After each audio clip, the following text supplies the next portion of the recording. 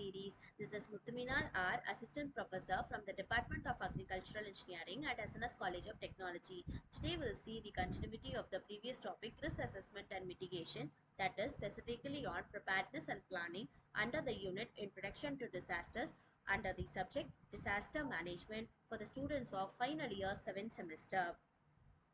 Before going into the session, let us have a small recap what we have seen at the previous class. We have seen what is risk, what is the impact of risk, how we can mitigate it, how we can assess it. So today's topic will be the continuity of the previous topic. We have seen what is risk, the thing that is going to happen sudden, which have a several impact on ourselves and also on the livelihood. So in order to identify them, we have to assess the risk that is going to happen. So while assessing the risk, we have to consider four key steps. The first step is we have to initially identify the risk. Under identification of risk, what we have to do in the sense, we have to categorize the potential hazards like the natural hazard or technological hazard or the human caused hazards. Natural hazard is similar to that of the hazards that are happening naturally due to tsunami or earthquakes or floods or anything. Technological hazards are something like cyber attacks due to some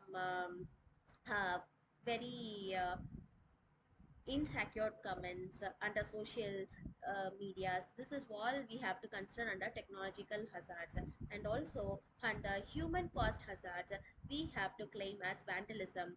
And also we can say that some things like if we have a bomb blast and due to terrorist attacks and everything are some of the potential human caused hazards.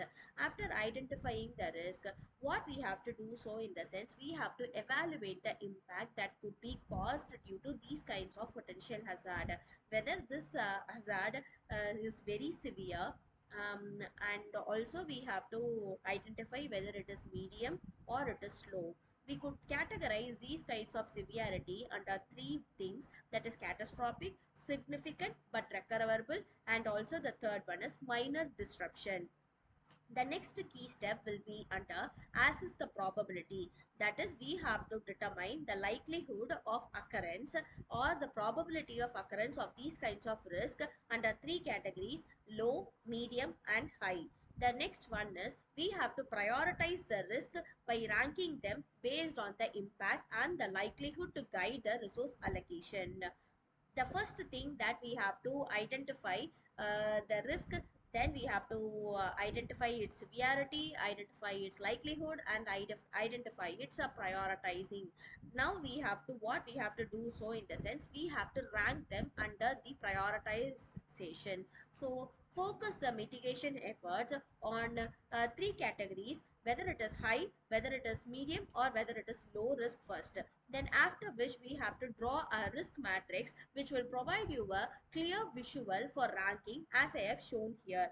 If it is accepted, then others could be mitigated and some could be transferred to the third parties. This prioritization directs the resource allocation and detailed planning. So here what we mostly consider is the most critical risk with limited resources, and then we have to visualize the risk using the matrices for comprehension and ranking. And then what we can do in the sense, we can do the strategic decision like acceptance, like mitigation or transfer based on this kind of analysis. Some of the risk mitigation strategies that we have seen in the previous itself is avoidance, control, acceptance and transfer.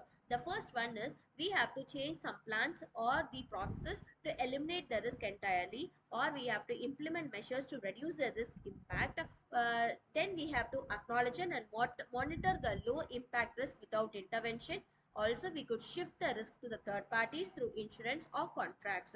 Some of the example of mitigation actions are zoning regulations, which will help us in implementing planning and zoning to reduce the hazard exposure. Floodplain protection, protect the floodplains under consider property relocation wherever it is necessary as shown in this figure. And also we can use some warning systems by installing advanced disaster warning and communication systems. The fourth one is going to be your emergency training, which will help us to conduct regular emergency response training and public outreach programs.